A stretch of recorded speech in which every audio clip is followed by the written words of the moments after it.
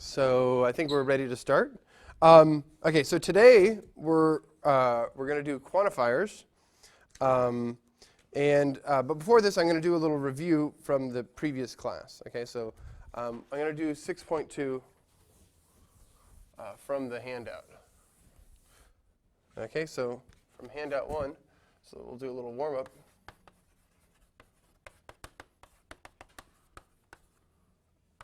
So today is going to be this, and we'll do a warm-up. So this is handout 1, 6.2. This problem asked to determine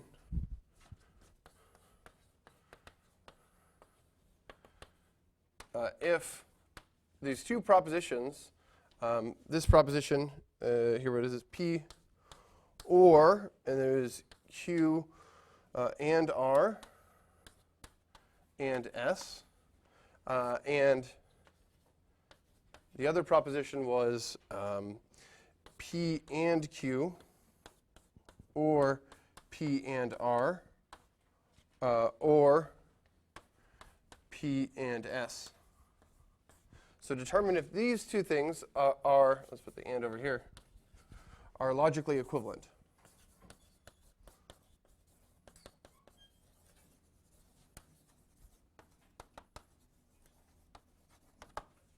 Okay, so this is the problem here. And so I'm just going to do the solution of this problem. Okay, so here's the solution.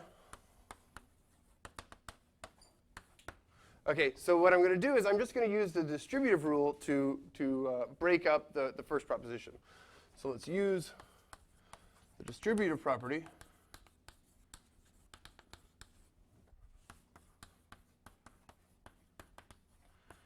to break down the first formula.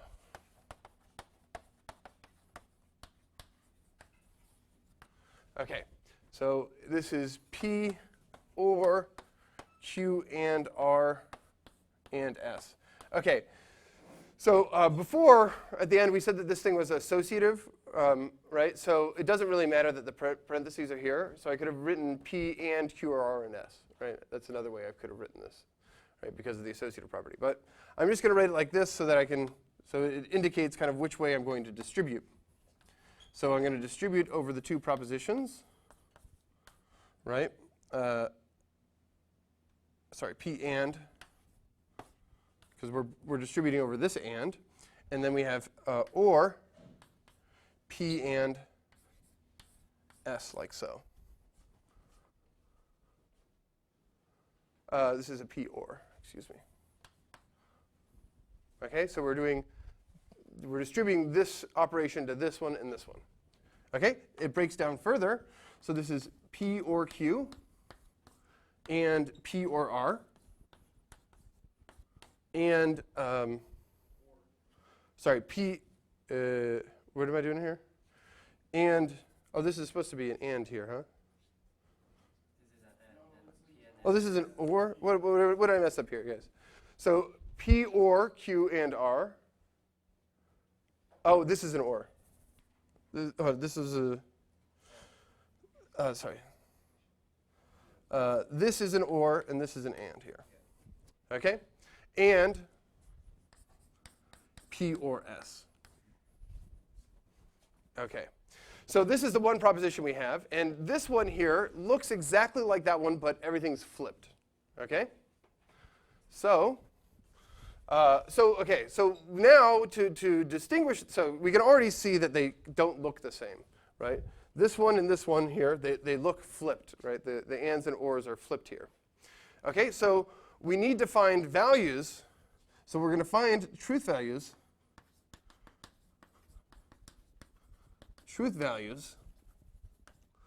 for P, Q, R, and S that distinguish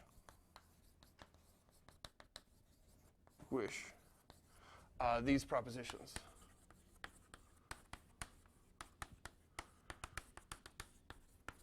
Okay? So can anyone think of values for P, Q, R, and S? So here, so we have P, Q, R, S. Okay?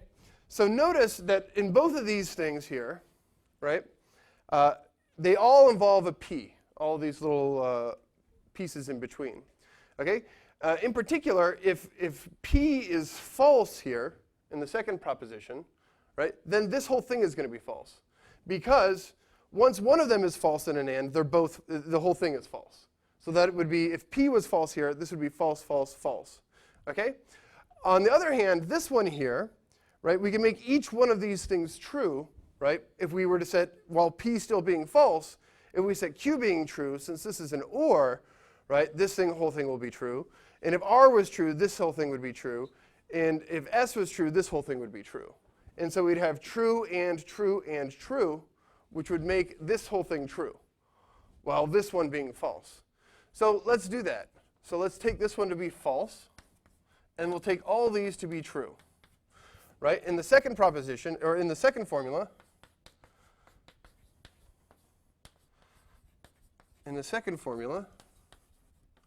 proposition, same thing, gives here. So this is the second one. Okay? So this would be, well, false and false and false, which is false. So I should have said here false or false or false is equal to false. I used ands, but I should have said or. It doesn't really matter. The result's the same. Okay, in the first formula,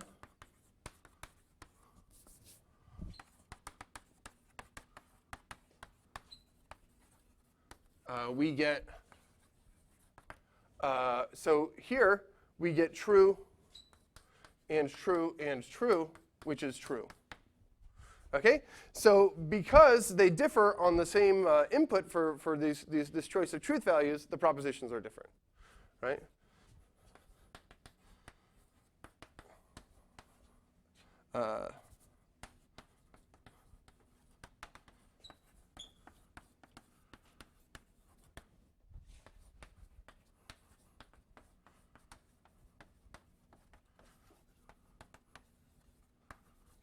Truth values,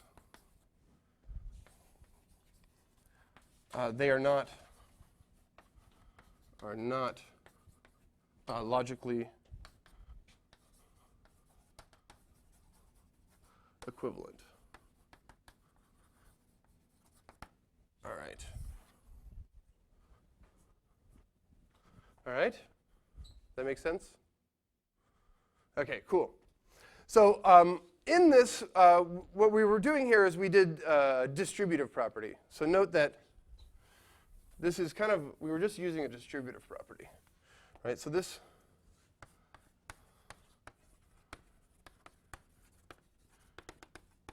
we did here generalizes the distributive property.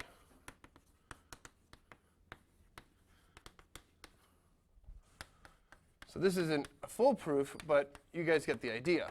So we'll actually have P or, and then if we had a bunch of different things here, Q1 and Q2 and so on, right?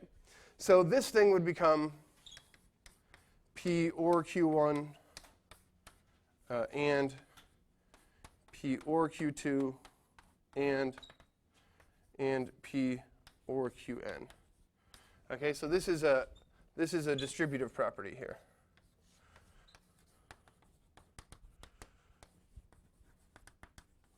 Property. More generally written out. Okay, so where we have P and we're ORing it with this big conjunction of n things. There's a shorthand. Okay, so there's a shorthand we could do for this that's useful. So there's a nice shorthand.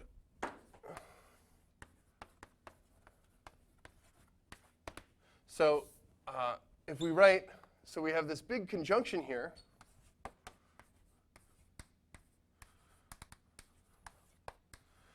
So if we write this as a big QI, right? So we could also do another notation like this. Union Q1 to union Qn like this. So this is a big OR of things, Qi.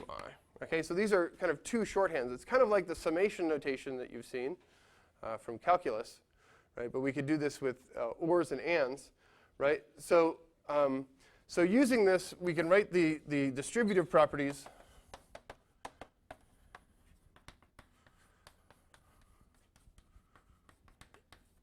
like so. We could do P and, or let's do it like this one over here. So we'll write it exactly like this one. Or, oh, sorry, we have ands here, right? We did conjunctions. I is equal to 1 up to n, Qi, like this. And so this was equal to a big conjunction of P or Qi's, like that. That was the first one. And then the other one is pretty similar. Qi, like this. And then we have P and Qi like that. Okay, so we have these two distributive properties when we're doing a big conjugation or a big conjunction or disjunction. Does that make sense?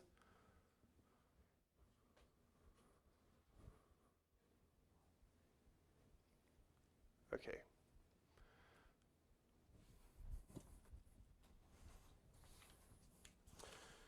Okay. So that's all I wanted to say about that. Okay. So in a previous class, I think the first class, right, I mentioned about the parts of formulas, or right? And we talked about quantifiers. And so now I'm going to start in proper on quantifiers. So there's two quantifiers. And I wrote down these symbols, and now we're going to talk about them. This is for all. And this one is there exists or exists. Or you could also write every. So someone mentioned that's another word for this one. For all there exists. So there's these two symbols like this. And so we can have quantified formulas. So let me give you an example. And now I'm going to start to do them. I'm going to try and write out quantified formulas with symbols, using these symbols. So here are two examples of sentences that I'm going to write out with these formulas, or with these symbols, okay? So every natural number is non-negative. Okay? So how would I write this out? So what I would write is for all n in the natural numbers, all right, n is greater than or equal to 0. So now we have written this out in symbols.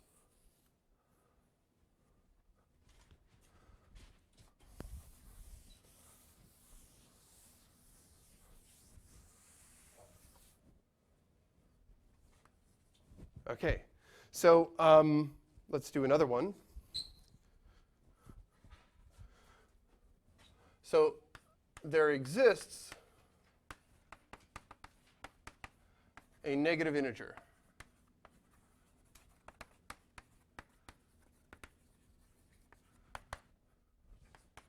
Okay, this one here is that there exists some x in the integers such that x is less than 0. So whenever you break between these two parentheses, or between, so this part here is, these parts here, this for all and this thing, these are the quantifiers. So this and this, these are the quantifiers.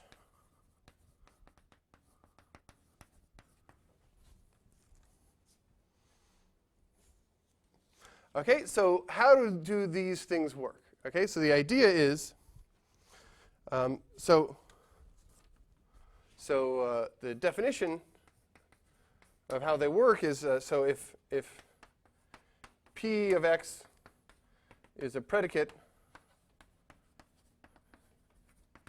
for a universe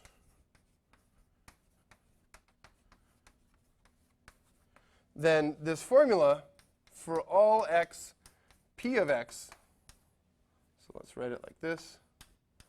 So this thing is true exactly when for every C in U, so that little thing means in, P of C is true. Okay, so this says is true. I don't know if you can see this all the way back there. Okay, and then let me do the so it's like so that for all one is going to be related to and the exist one is going to be related to or. Okay, so there exists an x, so this is the existential quantifier P of x. So this thing is true if for some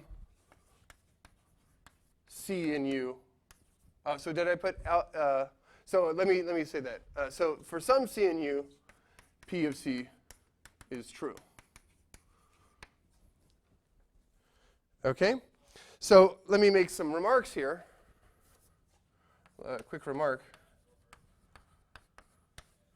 So sometimes we omit. So there's many ways to write the same thing. Many ways to write the same thing.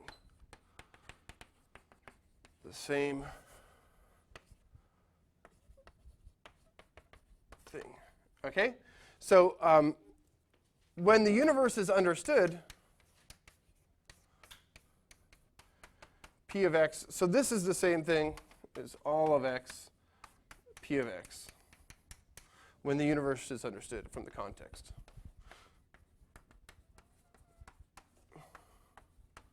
So it's kind of, the universe is always implied. Okay?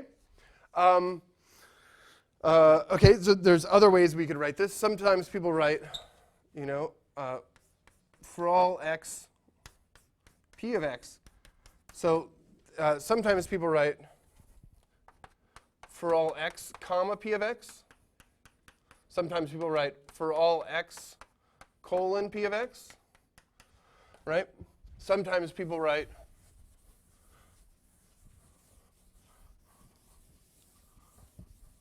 for all x such that P of x, right? Right? So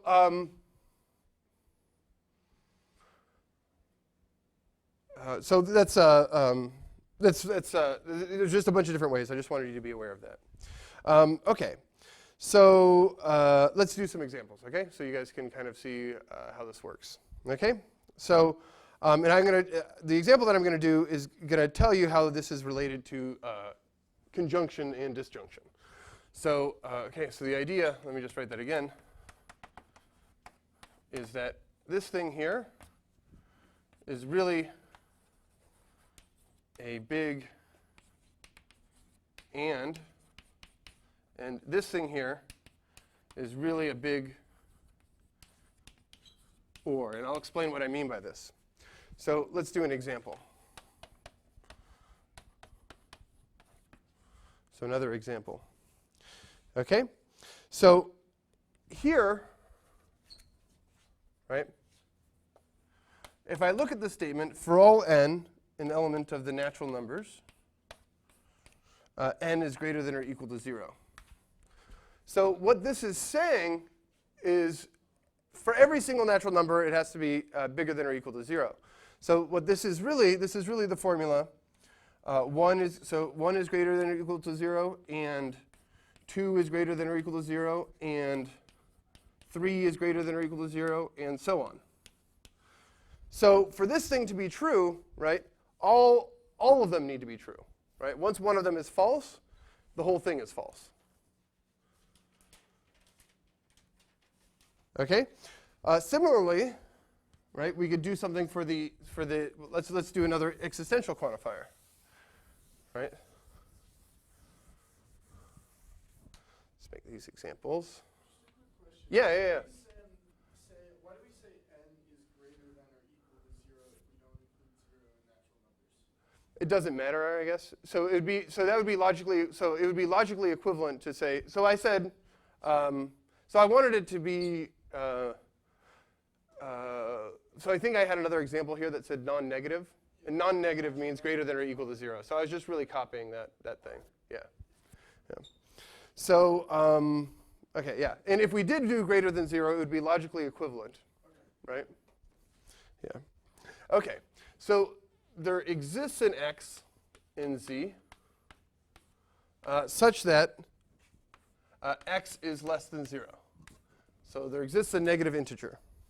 Okay? So what this formula really is, it's the same thing as, well, if I were going to continue, and I would do OR here.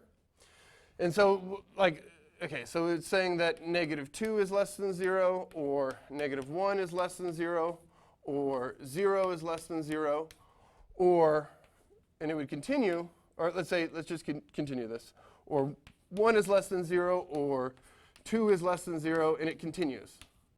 So here, this is, so this one here, as this one was just like this big conjunction from I is equal to 1 up to infinity of, let's say, I greater than or equal to 0. So is a big and here. This one here is a big or for I in the integers of I is less than 0. Okay? So is that one true? Does there exist a negative integer? Yes, of course there exists a negative integer, right? And you can see it here. This is a big or, and once one of these things is true, the whole thing becomes true. You guys get that? Okay. Okay, so, nice. Okay, so there's some more terminology that comes with this. So we talked about free variables. The variable that appears in the quantifier, like this thing here, is called the bound variable. The variable, or as I say, variables, symbols appearing in the quantifier, in quantifiers,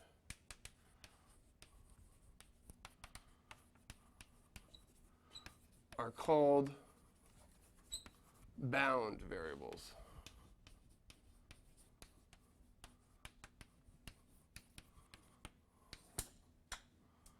Okay, so let's give an example here. Okay, so we had free variables; those were variables that weren't bound, and we have unbound variables. So here's an example. So let's consider this proposition P of n. It depends on n. So the universe will be, say, the natural numbers in this thing. And let's do P of n, and let's say that it's this statement, n is a square. Okay, n is a square. So what does n is a square really mean? So for n to be a square, it means that there exists some other number. So there exists some x in the natural numbers. So I'm just doing this for the natural numbers, such that n is equal to x squared. Okay? So this is a formula that we have. Okay? And in this formula, n is free, x is fixed, or x is bound. Right? So in this formula, n is what we call the free variable. And x, since it's quantified, is a bound variable.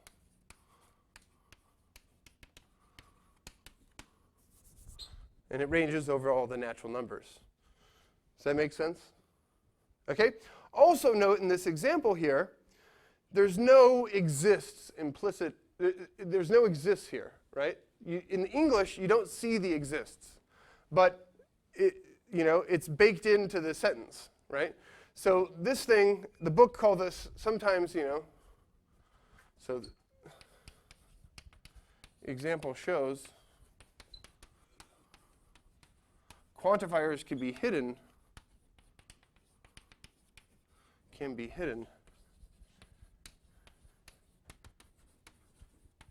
in English.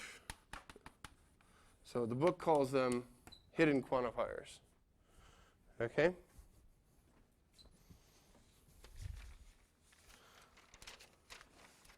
Okay, let's do another example of these sort of things. So let's do an example here. I'm going to introduce this example because I'm going to use this definition a little bit later. Let's say in the universe of integers. So it's not so important that the universe is the integers. What I'm going to say makes sense when we're not doing it in the integers, but for the sake of this example, let's say that we're working with integers. Okay? So let's look at this. So this thing here, n is divisible by a. So a and n are integers. What does this sentence look like if we were going to write it out in symbols, right? So for it to be divisible, it's saying that there exists a b in the integers such that n is equal to a times b. So that's what it means for n to be divisible by a. Okay? This is the same thing as a divides n, right? Same thing. Okay? And so this is just another example of a hidden one. So let me introduce this notation because while I'm here, why not? Okay? So a divides n. So this is the same thing, a divides n. Okay, let me write this thing here. So sometimes when I do a colon and an equals, so this symbol here, the colon and the equals here, this means defined to equal. So when I use that, that's what I mean. A divides n. N is divisible by a.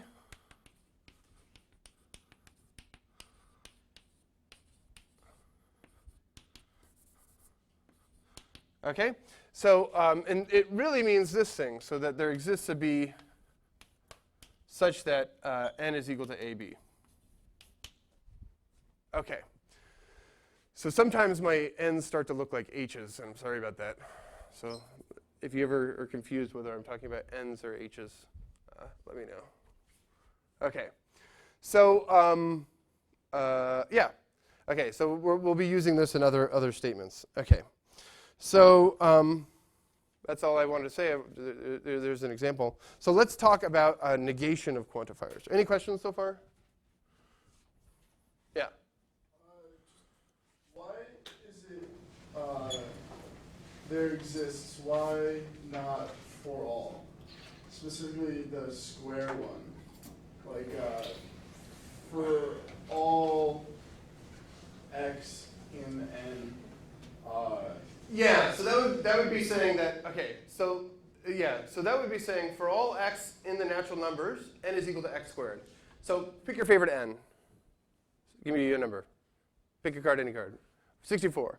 Okay, so that would be saying that 64 is 1 squared, it's also 2 squared, it's also 3 squared, it's also 4 squared, it's also 5 squared, etc. Right? So it's doing a big conjunction if you do for all. Right? For all just means that this number has to simultaneously be the square of all the other numbers, right? Which is false, right? But this one, this is just saying that there is one example where n is equal to x squared. Does that make sense? Okay. Okay. All right. So let's talk about negation of quantifiers.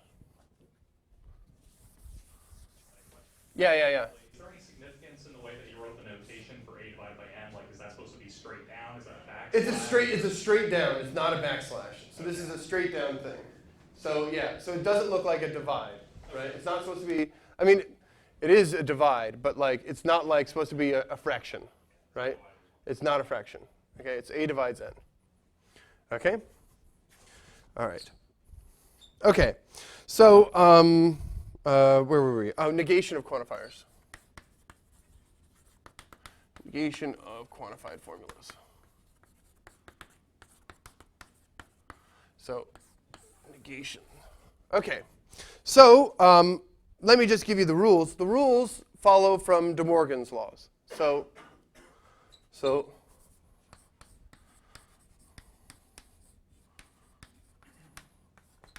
for quantifiers. Okay? So if I do not for all x, p of x, right, this thing here, what it does is, remember how we distributed? So recall, let me do this over here. So recall the usual De Morgans, not p and q. So this turned into not p or not q. And not p or q was not p and not q. Right? So these were the original De Morgan. Right? So what we do here is this thing here was like a big conjunction. Right? It's a big and.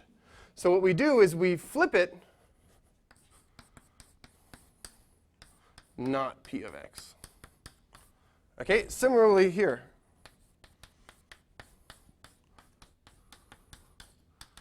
So this is for all x, not p of x. Okay? So this is how we negate quantified formulas. And it's just the same thing here, right? So here, instead, we're really anding a bunch of things. And so when we and, we flip it to an or, and then we negate everything. Okay, so this is how it distributes. It also makes sense intuitively, right?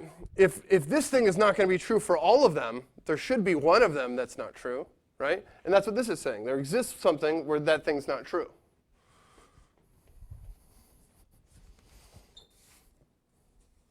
Okay, so let's do an example, okay? So let's negate the statement. Feel free to shout out questions, too.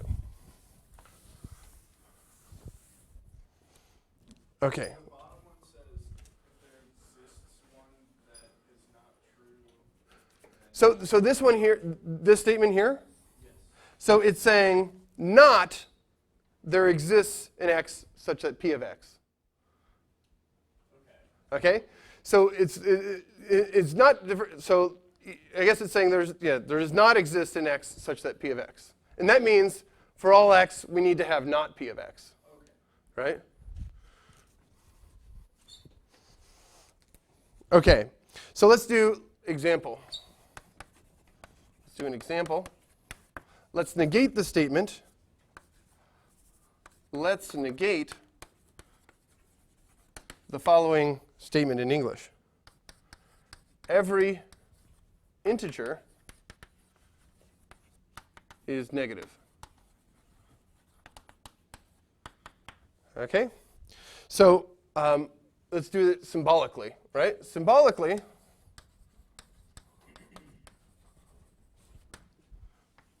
this thing here, every integer is negative.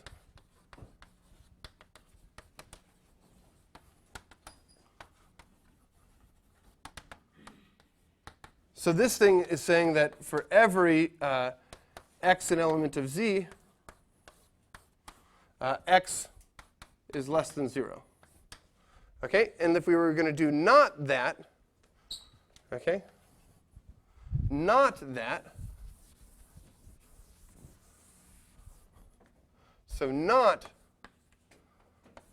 for all x an element of z, x is less than 0. So this thing is the state, so we flip the quantifier, and then we do not of what's in here. Okay, and that thing is just x is greater than or equal to 0. And this is a true statement, right? There exists an x. There certainly is a positive integer or non-negative integer, like 5, right? Every integer is negative. The negation of this is that, and so this is saying that there exists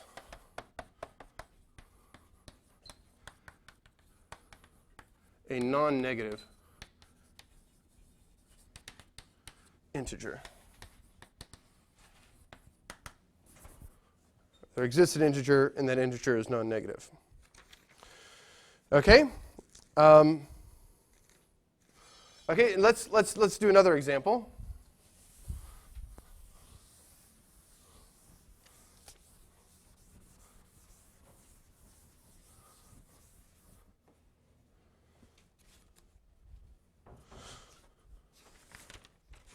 So I guess we could do every integer is negative, right? Or did I just do? Oh, I just did that one. Okay. Okay, let's do another example. So let's negate the following sentence. Every integer is negative and a square. Okay? So let's write this formula down. So this is saying for all x, which is an integer, x is less than 0, x is less than 0, and, well, there exists a y, which is an integer, such that x is equal to y squared. Okay, so now we have kind of two quantifiers appearing here. We have a statement that's quantified, and then in that we have one of our things that's also quantified. So the negation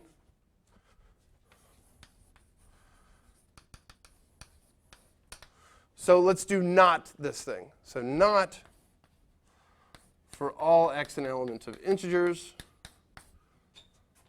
x is less than 0, and there exists, so it's a square. Parentheses here, parentheses here. Okay, so we're going to negate this thing. So when we negate, we flip and then contradict, right? So this is, there exists an x and z where that thing's not true. Not x is less than 0, and so we're doing not of this whole thing here. And there exists a y, an element of z. So there exists an integer whose square is x. Okay? So we're negating this whole proposition here. Okay, so now we have to use our original De Morgan's law for this thing. So here's two propositions, P and Q, right? And when we have a conjunction, right, this will be not P and not Q. So this is that there exists an x in the element of integers such that x is greater than or equal to 0. That's the contradiction of the other one. And, well, now we're going to contradict this one. We flip the quantifier. OK, and what do I put in parentheses here? Yeah, not equals. So x is not equal to y squared. Why is it and not or? So it's an or. Yeah, thank you. Or. Yeah, exactly. Thank you very much. Yeah, it's supposed to be an or. Good job. Right? Yeah, because we flip, because when we distribute it by De Morgan's, we flip the and to an or. Good job. Okay, so how much time do we have right now? We do 11:50? 40. Okay. So okay, so let me give you an example. So let me give you a warning here and then give you some examples. So as a warning,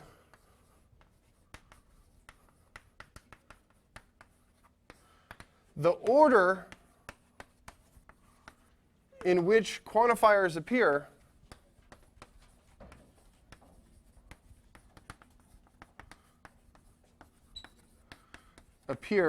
matters. Okay? So if I were just going to kind of like flip the for all and there exists, you can run into bad things. So let me show you what I'm talking about. So you can't just like flip things around. Okay. So here's an example.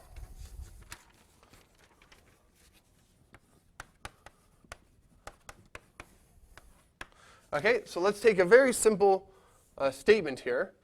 So for all x in the integers, there exists a y in the integers such that x plus y is equal to 0. So what does this statement mean in English? So it's saying that every x has an additive inverse, right? There's a negative of it. So like 5 has negative 5, it goes to 0. Okay? So this is saying every integer has an additive inverse.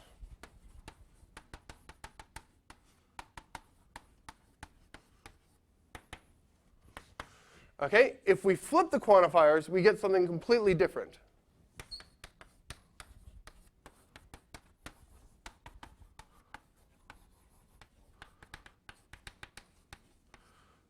Okay?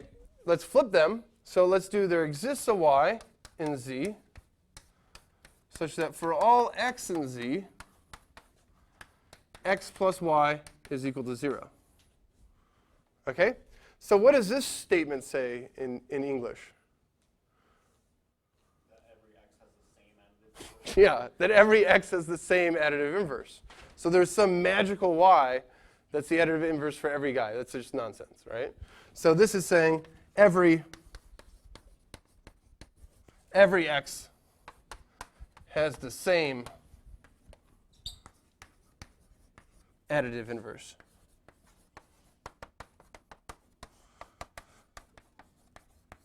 Okay, so like don't flip them, right? It's not cool. All right. Okay, so I guess for the let's see if I have something. So the other class is a little behind you guys. So okay, so next time we'll talk about there's distributive properties for quantifiers, but let's do some exercises now. Okay, so to check our comprehension of everything. Oh, yeah. Okay, so on handout 1, let's do the following exercises.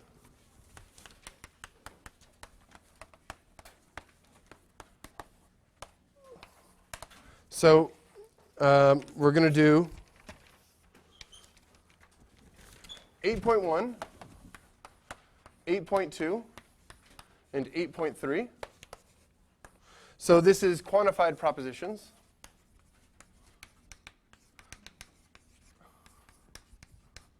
So this checks your understanding of quantifiers. And then 9.1, 9.2, 9.3, and 9.5. And so this is negation of quantified statements.